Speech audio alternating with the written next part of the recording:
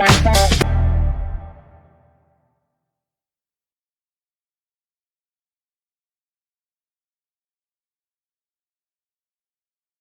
you want to really get into Marx's Capital Volume 1. Yeah. It's a tough one. Yeah, it is. But we're here to kind of help you pull out those key ideas, whether you're, getting ready for a big presentation or maybe doing some research or just curious. Sure. We are going deep into excerpts from the original 1887 English translation of Capital. Oh, wow. Ready to unpack Marx's critique of capitalism. Okay. Get ready for some surprising facts about the history of working conditions. Okay. And how the way we produce things shape society. Okay, so this translation, this was the first time that all 3 volumes were available in English. Oh, wow. So it gave readers a really comprehensive view of Marx's analysis. Okay, so let's just jump right in. Okay. What exactly is Capital about? Well, at its heart, Capital is Marx's attempt to really expose the mechanics of the capitalist system. Okay. He wanted to understand how it functions, its inherent contradictions, and ultimately its potential trajectory. Right. This first volume focuses specifically on the process of capitalist production, the nuts and bolts of how things are made, Right. and the implications for those involved. Okay, so our notes also mention that Marx critiques other economists of his time. Right. He wasn't afraid to challenge conventional wisdom. Not at all. He was particularly critical of the classical economists like Adam Smith and David Ricardo. He argued they failed to grasp the true nature of value, specifically exchange value, which is how the worth of something is determined by its relationship to other things in the market. I see. Could you maybe elaborate on that a little bit? Sure. It sounds like he felt that they were missing a crucial piece of the puzzle. Precisely. Marx believed that these economists were too focused on this everyday world of small-scale trading and missed the bigger picture, the dynamics of a system driven by large-scale industrial production. Right. So, for example, they didn't fully account for the significance of labor in creating value. Okay. And he had some particularly strong words for John Stuart Mill. Yes. If I remember correctly. He called Mill a shallow syncretist. Wow. Because he tried to reconcile capitalism with the demands of the working class. Right. A reconciliation Marx saw as fundamentally impossible. He thought he was trying to have it both ways. Yeah, he believed that Mill was trying to have it both ways without acknowledging the inherent conflicts between capital and labor. Gotcha. Now, Marx seems to have been deeply interested in history. Yes. Why was that so crucial for his economic analysis? That's a key point. Okay. Marx didn't believe in fixed universal economic laws. Okay. He thought economic systems are products of their historical context. Right. They emerge, they develop, and ultimately they're replaced by new systems. Okay. He viewed capitalism as just one stage in this historical process. I see. Not a fixed or final state of affairs. Okay, so how did Marx view the transition from feudalism to capitalism? He referred to it as primitive accumulation. Okay. A process he argued was marked by brutality. Imagine a large corporation seizing control of a community's resources, forcing people to work for them. Yeah. This is similar to how Marx saw the historical shift to capitalism. Okay. Peasants being driven from their land, creating a pool of free laborers with no option but to sell their work to capitalists. That's a very powerful image. Yes. This historical backdrop seems essential for Marx's critique. Absolutely. He believed that understanding the origins of capitalism was vital to understanding its present and future. Okay, so now let's get into some of the key concepts that Marx used to analyze capitalism. Right. So first up, commodities. Okay. He had a very particular way of understanding them. Indeed, for Marx, a commodity is anything produced with the express purpose of being exchanged in the market. Okay. It possesses both a use value, its practical function, Right. and an exchange value, what it can be traded for in the marketplace. Okay, and he really emphasizes the distinction between these two types of value. Absolutely. For example, the use value of a chair is that you can sit on it. Of course. However, its exchange value is determined by how much of something else, say money or wheat, you can get in exchange for it. Okay. Marx argued that capitalism tends to prioritize exchange value over use value, which can lead to a whole host of issues. So money plays a crucial role in all of this. It does. Think about how we often assess worth in terms of dollars rather than the actual labor or resources that went into creating something. Yeah. Marx saw money as a special commodity, one that acts as a universal equivalent for all other commodities. It simplifies trade, but also can obscure the real social relationships behind economic transactions. He meticulously traced the evolution of money from simpler forms of exchange, highlighting how it became the driving force in capitalist society. That leads us to one of Marx's most potent concepts, surplus value. Can you break that down for us? Surplus value is the value created by workers that exceeds the value of their own labor power. Which is essentially what they're paid for. I see. Think of it this way. Every time you buy a product, a portion of that price represents unpaid labor fueling the capitalist's profit. This is surplus value. Marx believed it was the source of capitalist profit and, crucially, the basis of exploitation within the system. Gotcha. Can you give us a concrete example? Sure. To kind of illustrate this concept? Let's imagine a worker producing shoes. In a single day, they might create enough value to cover their own wages in just a few hours. However, they're required to work longer, generating additional value that the capitalist retains as profit. This extra value is the surplus value. So in essence, the worker is generating the capitalist's wealth. That's precisely Marx's argument. He further dissects the process of capitalist production by analyzing the various types of capital involved. So what are those different types of capital? Firstly, there's constant capital representing the value of the means of production, the raw materials, machinery, and so forth. Then there's variable capital, which is the value of the labor power the capitalist purchases. And so what is the ultimate objective of the capitalist? Their goal is to extract the maximum possible surplus value, which can be achieved in a couple of ways. They can extend the working day, squeezing more hours of labor from their workers, what Marx termed absolute surplus value. Alternatively, they can enhance labor productivity, enabling workers to produce more in the same time frame. Relative surplus value. So is Marx suggesting that all capitalists are inherently malicious? Not necessarily. His point is that the capitalist system itself compels them to act in this way. They are driven by the forces of competition and the constant pressure to amass more capital. So it's not so much about individual morality. Exactly. It's not so much about individual morality, but rather the inherent dynamics of the system that incentivizes this behavior. Now, Marx also delves into the division of labor. Yes. And how it transforms under capitalism. What's happening there? He traces the historical progression of the division of labor. From simple cooperation where individuals work together on a task. To manufacture where production is fragmented into specialized tasks performed by different workers. And so what does he see as the issue with this specialized division of labor? While it can initially boost productivity, Marx argued that it ultimately leads to the de-skilling of workers. They become like cogs in a machine, performing repetitive tasks that require minimal creativity or skill. This alienation from their work is a central theme in Marx's critique. And then comes machinery, which fundamentally disrupts this setup. Absolutely. The transition from manufacture to modern industry is characterized by the widespread adoption of machinery. This dramatically amplified productivity, but also resulted in the displacement of workers as machines took over their tasks. Yeah, we're kind of seeing echoes of this today with automation and its impact on the workforce. So how did workers respond to this new world of machines? Often with apprehension and resistance.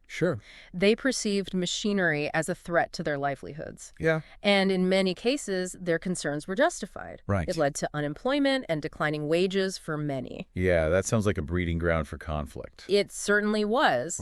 Marx meticulously documents the clashes between capitalists and workers over the length of the working day, describing how capitalists pushed for longer hours to extract more surplus value, while workers fought for limits on their workday and improvements to their working conditions. And didn't the government eventually intervene to regulate this conflict? Yes. In England, a series of factory acts were passed, gradually curtailing the working day and enhancing conditions in factories. However, Marx viewed these laws with a degree of skepticism. Why is that? Well, they seem like a step in the right direction. While they provided some protection for workers, Marx saw them as a double-edged sword. Okay. He argued that they also legitimized the capitalist system by making it appear more humane. So is he saying that these reforms were just a tactic to pacify workers? That's part of his argument. Okay. He saw these reforms as concessions won by the working class through struggle, but also as a way for the system to adapt and preserve itself. Okay. It's a debate that continues today as we grapple with issues of labor rights, fair wages, and the balance of power between capital and labor. Now let's move on to another crucial concept. Okay. The accumulation of capital. Right. What does Marx mean by this? It refers to the process by which capitalists reinvest their profits to expand production. Okay. It's the driving force that propels the capitalist system forward, constantly seeking growth and expansion. But wouldn't this expansion ultimately benefit everyone? Well, more production should lead to greater wealth for all. That's the conventional argument, but Marx was far more skeptical. Okay. He argued that capital accumulation inevitably brings a host of negative consequences. So such as? What are some of the downsides he identified? For starters, it creates what he called the Industrial Reserve Army, a pool of unemployed workers that capitalists can tap into when they need to ramp up production. I see. This reserve army serves to suppress wages. Okay. As there are always people desperate enough to work for less. Yeah. It also creates a source of social instability. Right. As a mass of people are marginalized and discontented, making them vulnerable to exploitation or susceptible to rebellion. Okay, so increased productivity doesn't necessarily translate into better lives for workers. Not according to Marx. Okay. He saw it as a mechanism for capitalists to extract even more surplus value from the working class. Okay. Even as the workers themselves become more productive. This Industrial Reserve Army concept sounds like a recipe for social unrest. It certainly has that potential. Okay. Marx believed that this reserve army, coupled with the increasing misery and alienation of the working class, would ultimately create the conditions for revolutionary change. So Marx viewed a violent overthrow of the system as inevitable. He saw it as a very real possibility, particularly if capitalists continued to resist reforms and clung to their power. Right. But he didn't view it as the only path. Okay. He also believed that workers could potentially achieve change through political action and organization by uniting and leveraging their collective strength. So for Marx, the future was uncertain. Yeah. But brimming with the potential for radical transformation. Exactly. He offered a critique of capitalism. Okay. Not a precise blueprint for a future society. Right. But he was convinced that the seeds of change lay within the system itself. Okay. Driven by its inherent contradictions and the potential for collective action. This is incredibly thought-provoking. It is. We've covered a lot of ground already. We have. Commodities, surplus value, the Industrial Reserve Army. Right. Now let's shift our focus to the working day itself. Okay. What was Marx's perspective on this seemingly mundane aspect of working life? Well, what's really fascinating is that he views it as this microcosm of the entire capitalist system. Okay. It becomes this battleground where you see these struggles over surplus value and control. Right. And the very essence of work itself coming to a head.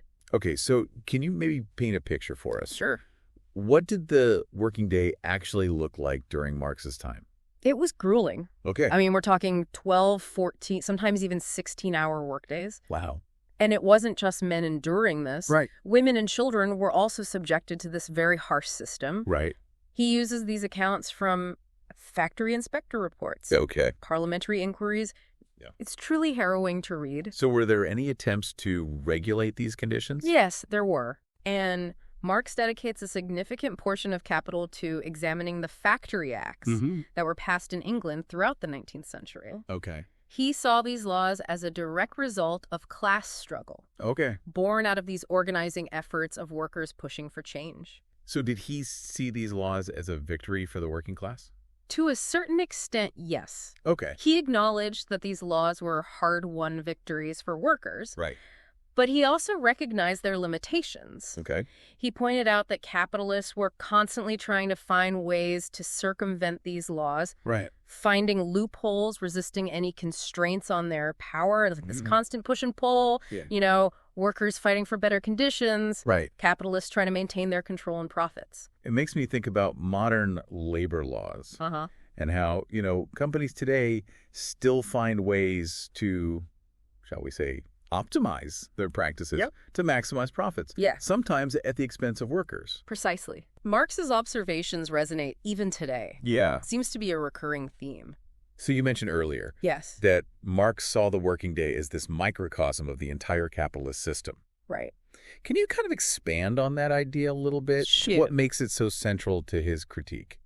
It's where the core conflict between capital and labor plays out in its most raw form. Okay. The capitalist wants to extract as much surplus value as possible Right. by extending the working day. Yeah. While the worker is striving for a shorter workday, Right. improved conditions. It's a battle over time control. Exactly. Right. Over the very value of human labor.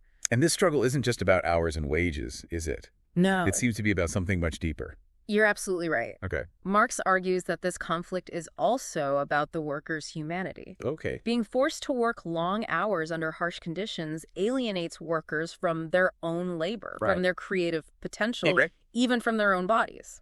There's a section in Capital where Marx describes capitalists comparing themselves to slaves. Right.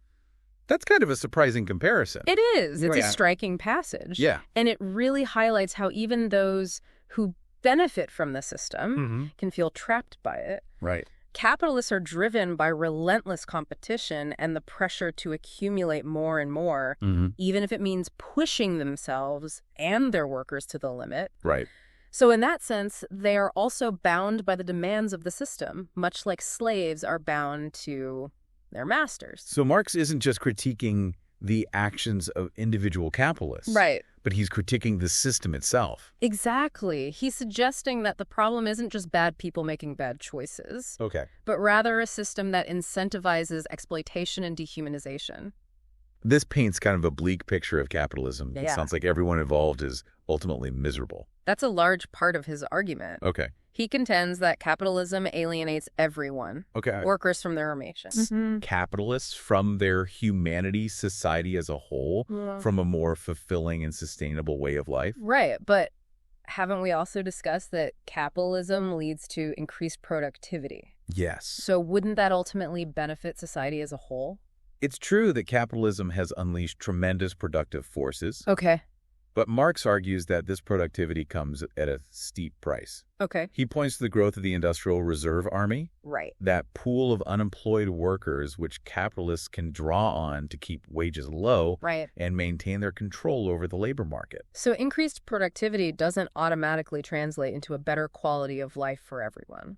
Not according to Marx. So is he saying that even with all the technological advancements and wealth creation, the benefits are not evenly distributed? Precisely. Marx was very critical of how the fruits of labor were divided under capitalism. Okay. He saw a system where a small minority accumulated vast wealth while the majority struggled to make ends meet. This Industrial Reserve Army concept. Yeah. It seems like a breeding ground for social unrest and instability. Absolutely. Right. Marx believed that this reserve army, combined with the increasing misery and alienation of the working class, could create the conditions for revolutionary change. Okay, so did Marx believe that a violent revolution was the only solution? He certainly saw it as a real possibility, Okay. particularly if capitalists refused to reform the system Right. and continued to prioritize their own interests above all else. But he also acknowledged that capitalism is incredibly adaptable and resilient. So he wasn't necessarily advocating for a violent overthrow, No. but rather recognizing the potential for it if things continue down a certain path. Yes, and he also believed that workers could potentially achieve change through political action and organization. Okay. He saw the potential for workers to unite and challenge the system through collective bargaining strikes and political movements. So for Marx, the future was not predetermined, Correct. but rather full of possibilities for change, whether through reform or revolution. He offered a critique of capitalism, not a concrete prediction of the future. Okay. But he was convinced that the seeds of change were present within the system itself, Okay. driven by its inherent contradictions and the potential for collective action by those who felt the brunt of its inequalities. We've covered a lot of ground here. Yeah. The working day, the Industrial Reserve Army, the potential for both reform and revolution. Right. All of this focuses on factories and industrial production. Did Marx have anything to say about agriculture? He did. Okay. And its role in the capitalist system. Oh, absolutely. It's a crucial part of his analysis. Okay. You know, you'll recall our earlier discussion of primitive accumulation. Right. That process of dispossessing peasants from their land, Right. creating this pool of free labor for the factories. Right. Marx saw this as a pivotal moment in the development of capitalism. Okay. It wasn't just about industry. It was about this fundamental shift in how land was used and controlled. So he was drawing a direct connection between what was happening in the countryside Yes. and the rise of industrial capitalism. Absolutely. He saw them as these intertwined processes. Yeah. The dispossession of peasants, it not only created the workforce for the factories, but it also transformed agriculture itself, making it, more and more subject to the laws of capitalist production. So I'm curious, how did this transformation play out in practice? Well, Marx describes how you have this small-scale peasant farming giving way to these larger, more capitalist farms. Right. And this led to, increases in productivity, as you might expect, but it also led to the displacement of even more rural workers. Right. So it's kind of a parallel to what we saw in industry. Exactly. Increased productivity on the one hand, right. Increased hardship for many on the other. Exactly. And Marx saw this process as having these profound consequences for the social fabric of England. Okay. It disrupted these traditional ways of life. Right. It created this vast pool of displaced and impoverished workers and concentrated more and more land in the hands of a wealthy few. This concentration of land ownership. Yeah. It sounds like a recipe for unrest in the countryside as well. It certainly was. Marx documented this, these growing tensions between landowners and agricultural workers, right, illustrating how the logic of capitalist accumulation was transforming the very landscape of rural England. But didn't he also suggest that this separation between industry and agriculture wouldn't last forever? That's right. While he saw this separation as a necessary stage in the development of capitalism, he believed it would eventually be overcome. Yeah. He envisioned a future where industry and agriculture would be reunited on this higher level, right, creating a more balanced and sustainable society, one where the needs of people and the environment were prioritized over profit. So we've covered a lot of ground here. We've talked about the working day, the Industrial Reserve Army, the transformation of agriculture. It's all pretty heavy stuff. It is. Right. But it's important to remember that, Marx wasn't just trying to paint this depressing picture of capitalism. Right. He was trying to understand its inner workings, its contradictions, and ultimately its potential for change. So beneath all the critique, there's a sense of possibility too. Absolutely. Marx believed that by understanding how the system works, we could find ways to change it for the better. Now, we've talked about many different aspects of Marx's Capital, right, but there's still one big piece we haven't explored yet. Okay. Can you tell us about what Marx calls the general law of capitalist accumulation? Of course, this is essentially Marx's attempt to explain the long-term trajectory of the capitalist system, where it's heading, what its ultimate fate might be. So this is where he lays out his theory of revolution. Well, it's part of it, okay, but it's more nuanced than that. Okay. Marx argues that the very process of capital accumulation, that engine driving capitalism forward, right, also creates the conditions for its own downfall. That sounds paradoxical. It does. How does that work? Well, remember the Industrial Reserve Army we discussed, that pool of unemployed workers. Right. Marx argues that as capital accumulates, this reserve army tends to grow larger. Why would that happen? Well, wouldn't more wealth creation lead to more jobs? Not necessarily as capitalists reinvest their profits to expand production. Right. They also tend to invest in more machinery and technology. Okay. This can lead to increased productivity, but it also means fewer workers are needed to produce the same amount of goods. Okay. It's a process we see happening even today as automation and artificial intelligence become more prevalent. So it's a double-edged sword. Yes. More wealth being created. Right. But also potentially more unemployment. Precisely. And this growing reserve army of unemployed workers has a couple of important effects. Okay. First, it puts downward pressure on wages. Capitalists can always find someone desperate enough to work for less. Okay. Second, it creates a source of social instability. Right. A mass of people who are marginalized and discontented, which can lead to social unrest and potentially even revolution. That sounds like a pretty volatile situation. It is. Does Marx see this as an inevitable outcome of capitalism? He saw it as a very real possibility. Right. As capital accumulates and becomes concentrated in the hands of fewer and fewer people, the gap between the rich and the poor widens. Yeah. And these tensions can escalate. So he's saying that capitalism inherently leads to greater inequality. That's a core part of his argument. Okay. He saw capitalism as a system that is fundamentally unstable, prone to crises, and ultimately unsustainable in the long run. So what does he see as the end game? Well, Revolution. Collapse. Marx certainly saw those as possibilities. Okay. He believed that the contradictions inherent in capitalism would eventually reach a breaking point, potentially leading to a revolutionary upheaval and the creation of a new social order. Okay. But he also acknowledged that capitalism is incredibly adaptable and resilient.